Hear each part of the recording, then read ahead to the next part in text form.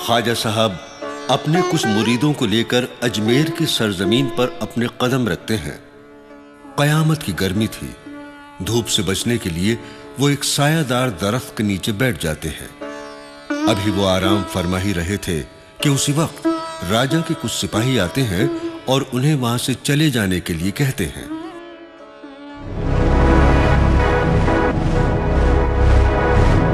आप लोग कौन हैं? कहां से आए हैं? भाई, हम मुसाफिर हैं, सफर पर निकले हैं, साया देखकर बैठ गए। आप लोग को मालूम नहीं है कि राजा के यहाँ ऊंट बैठते हैं? आप जाइए यहाँ से। भाई, इतना बड़ा जंगल पड़ा है, राजा साहब के ऊंट तो कहीं भी बैठ सकते हैं। ऐसा नहीं हो सकता, आप लोग यहाँ से चले जाइए। राजा के ऊंट यहीं बैठेंगे तो यहीं बैठेंगे, सुना आपने? ठीक है भाई, अब यहाँ राजा के ऊंट ही बैठेंगे। सिपाहियों की बातें सुनकर ख्वाजा साहब अपने साथियों के साथ वहां से चले जाते हैं और दूसरी जगह पर रात गुजारते हैं। जब सुबह होती है तो सिपाही देखते हैं कि सारे ऊंट जमीन से चिपक गए हैं, वो उठ नहीं पा रहे हैं। सिपाही हैरत ज़दा होकर राजा के पास जाते हैं और राजा से सारा वाकया बयान करते हैं। क्या हुआ सैनिक, इतने घबराए हुए क्यों हो? महाराज, हमारे ऊंट धरती से चिपक गए हैं महाराज। ऐसे कैसे हो सकता है? महाराज, हमें तो लगता है जिन फकीरों को हमने वहां से उठाया था, ये सब उन्हीं की करामात है महाराज। शायद तुम ठीक कह रहे हो, वे सच्चे फकीर थे। जाओ ढूंढो उन्हें और उनसे माफी मांगो। जो आज्ञा महाराज। राजा के सिपाही उन्हें तलाश करते हैं। एक जगह पर ख्वाजा साहब आराम फरमाते हुए सिपाहियों को नजर आते हैं। सिपाही उनके पास पहुंचते हैं। ख्वाजा साहब उन्हें बैठने का हुक्म देते हैं। सिपाही बैठने के बाद उठ नहीं पाते और वो भी ऊंटों की तरह जमीन से चिपक जाते हैं। जब राजा को यह खबर लगती है कि हमारे ऊंटों की तरह हमारे सिपाही भी जमीन से चिपक गए हैं, तो वो खुद ख्वाजा साहब के सामने पेश होता है। ख्वाजा साहब राजा को भी बैठने का हुक्म देते हैं। राजा जब बैठता है तो वो भी चिपक जाता है। लाख कोशिश के बावजूद जब वो उठने में नाकाम रहा तो हार कर ख्वाजा साहब से माफी मांगने लगा, गिड़गिड़ाने लगा। तब ख्वाजा साहब को उस पर रहम आ जाता है और उन्होंने जमीन को हुक्म दिया, ऐ जमीन, मैं तुझे हुक्म देता हूं, तू इन सबको आजाद कर दे। उनके हुक्म की तामील हुई और वो सभी आजाद हो जाते हैं। राजा बार बार उनकी इस मेहरबानी का शुक्रिया अदा करता है।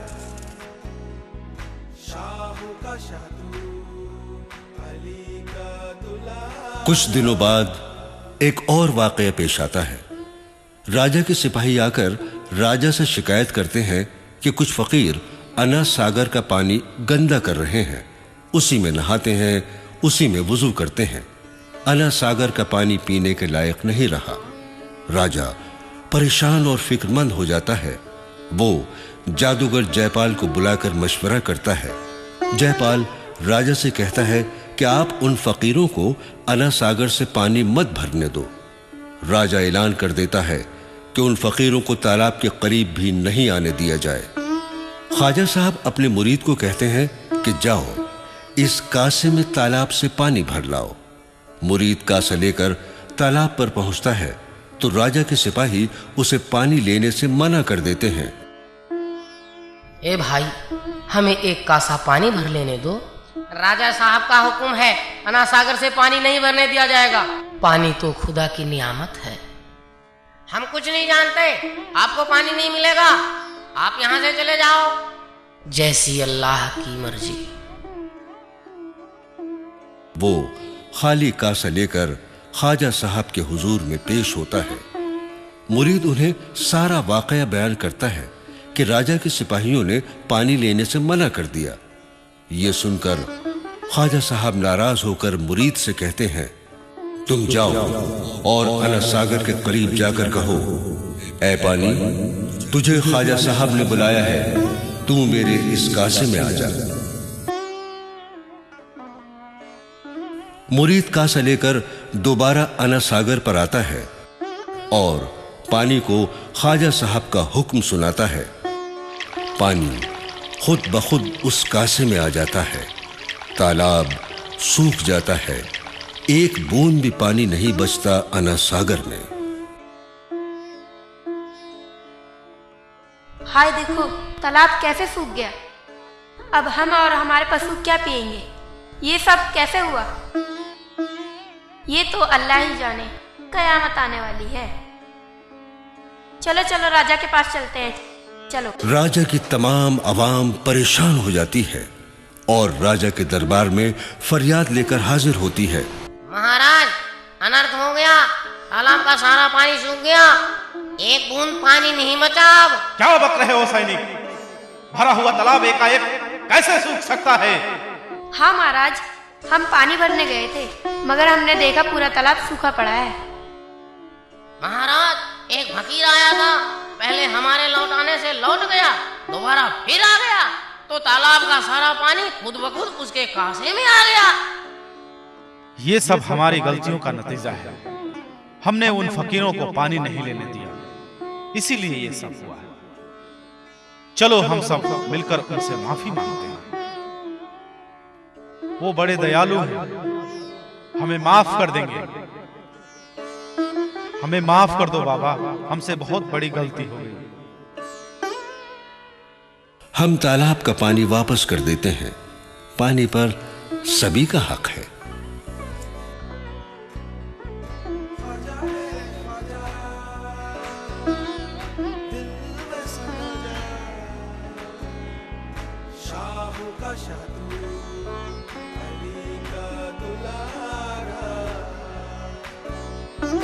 राजा हैरान और परेशान होता है। राजा जयपाल जादूगर का सहारा लेने पर मजबूर हो जाता है।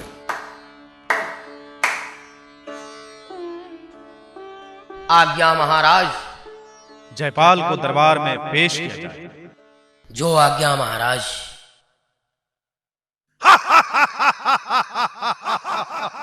मेरा नाम है जादूगर जयपाल। मेरा नाम है जादूगर जयपाल।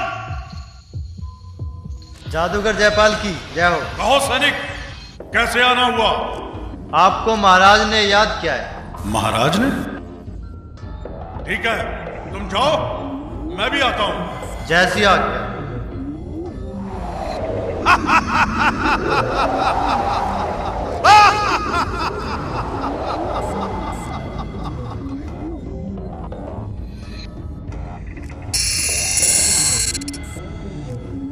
मेरा नाम है जादूगर जयपाल।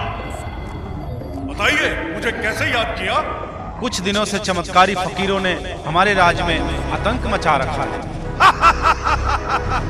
फकीरों ने? क्या मजाक कर रहे हैं राजन? फकीरों ने आतंक मचा रखा है? हम सत्य कह रहे हैं जयपाल। हम उन फकीरों के आगे हार चुके हैं। हम हार चुके हैं। कभी तालाब का पानी सुखा देते हैं तो कभी ऊंट चिपका देते हैं। हम उनसे हार चुके हैं जयपाल, हम उनसे हार चुके हैं।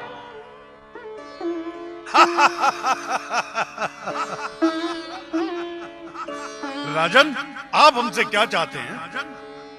जयपाल, हम चाहते हैं कि तुम अपने जादू के बल से उन फकीरों को अजमेर से भगा दो।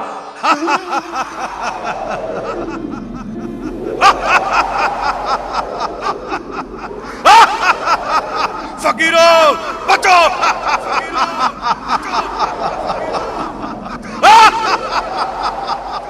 जयपाल ख्वाजा साहब को जादुई लड़ाई लड़ने के लिए ललकारता है।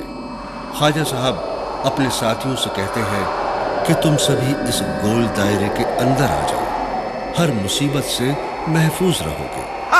जयपाल, हम तुझे जादुई जोर आजमाई का पूरा मौका देते हैं। तू जी भर कर जोर आजमा ले।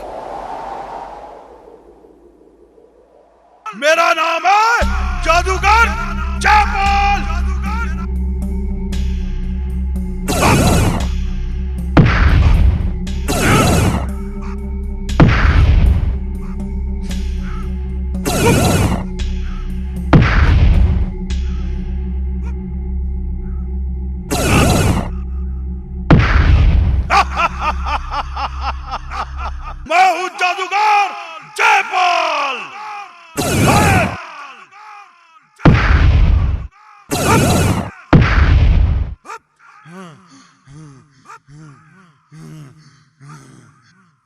ये कैसे हो सकता है?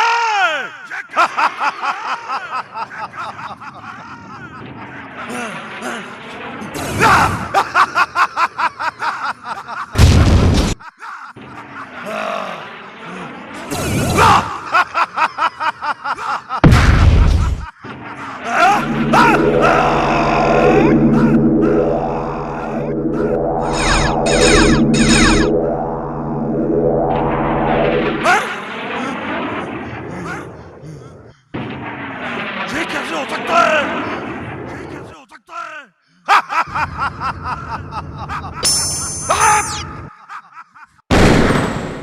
कभी गायब हो जाता तो कभी उड़ता हुआ नजर आता।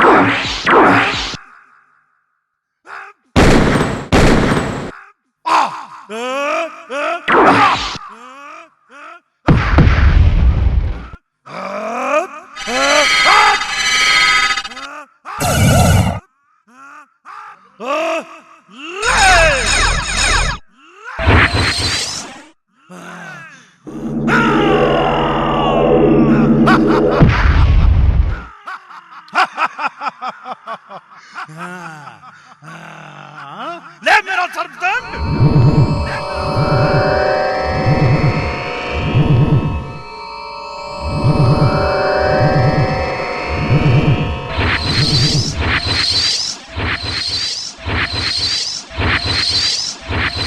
वो पहाड़ उठाकर ख्वाजा साहब के ऊपर फेंकता है, मगर सब बेअसर साबित हो गया। जब जयपाल ने सारे हथियार आजमा लिए तो हैरान और परेशान होकर आसमान में उड़ जाता है। इधर ख्वाजा साहब अपने खड़ाओं को हुक्म देते हैं, जा इस मगरूर जादूगर को लेकर आ, मेरे हुजूर में पेश कर।